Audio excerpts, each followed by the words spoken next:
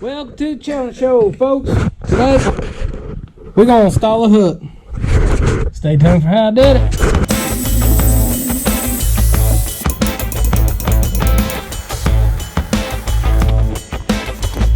Today I'm welding a hook onto my excavator bucket.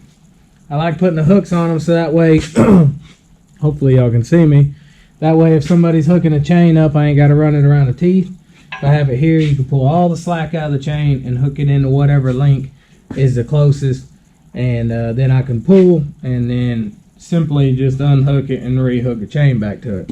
I have it on my 3901 on the Kubota buckets, and they are handy as a shirt pocket to have on there. The only problem I have with this one is the way this bucket's designed. I would like to put it in the middle, but I can't because as I'm digging, the hook will actually be going in the ground. So I'm going to weld it over here onto the side, and I guess I'm not going to put one on my 10-inch bucket. I thought I was. But so this one I'm just going to weld it on this side because the arm is actually to the left side of the excavator.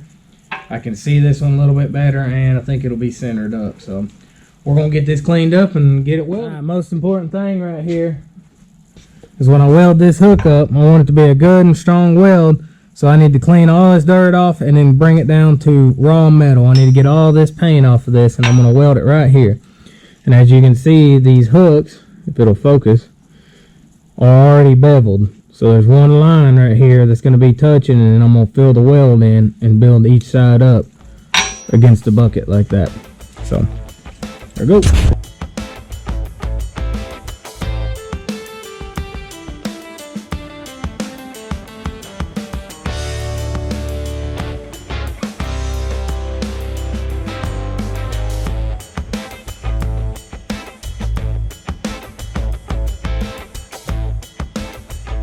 Right here I'm just using some soapstone to mark out the top and the bottom, and then I'm going to draw a line straight down the middle between those two marks. I have this real bad habit that when I'm trying to clean up a spot, clean the paint off or rust off, I end up grinding crooked. So I'll end up grinding off where I'm welding. So when I go to lay the bead, lay the weld, there's rust or paint where I wanted it to be clean. And right here I'm using a grinder straight up and down for a couple reasons here.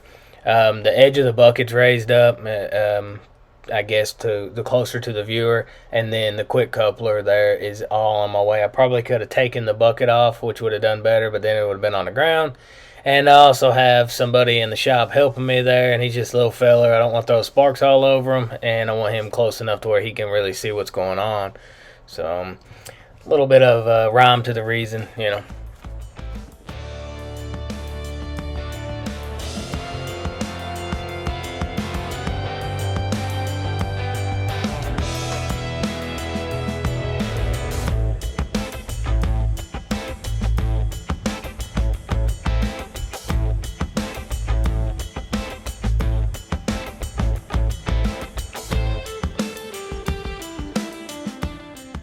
Live action. Alright, I'm gonna weld it.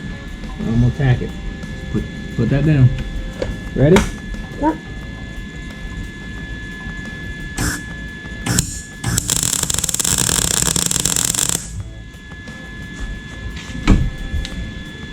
Alright, I'm welding again. Adjustment.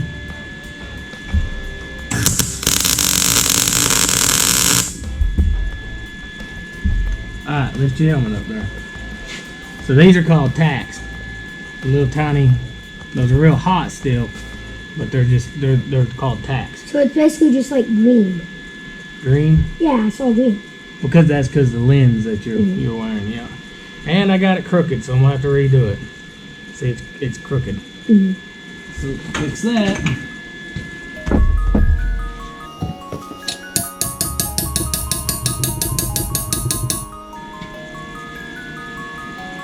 Close enough for comfort.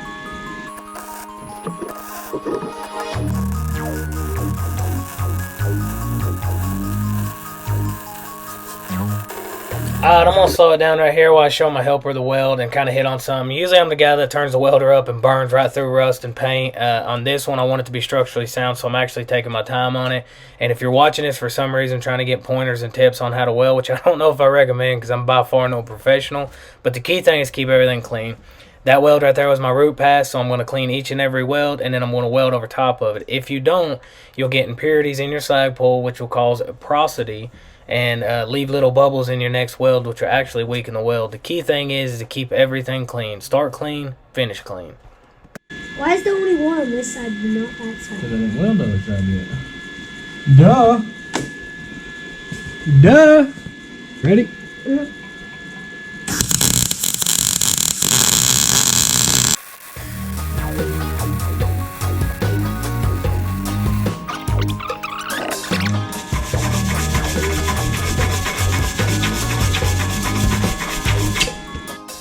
I got the first pass on it. I think I'm gonna I might lay another pass over top of both of them. Just get a little bit lay another bead over top of it. But this is what I got so far. So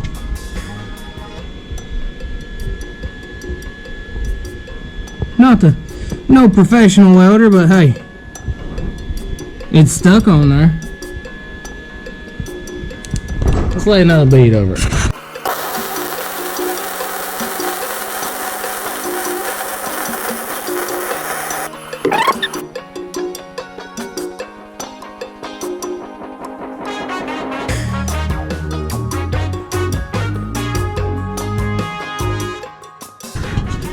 Oh yeah, looking good.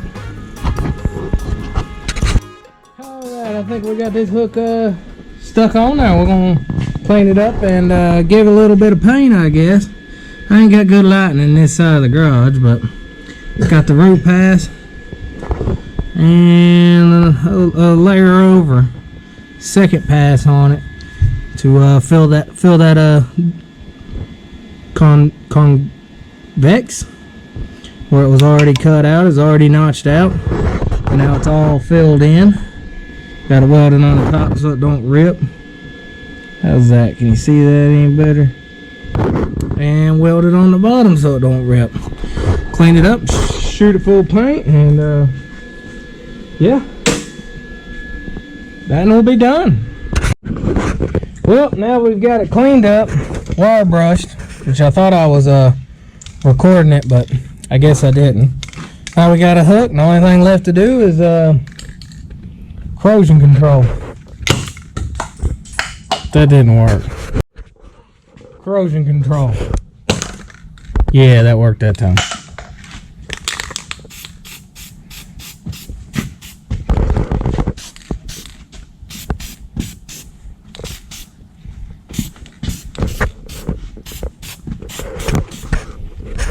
That's that, folks.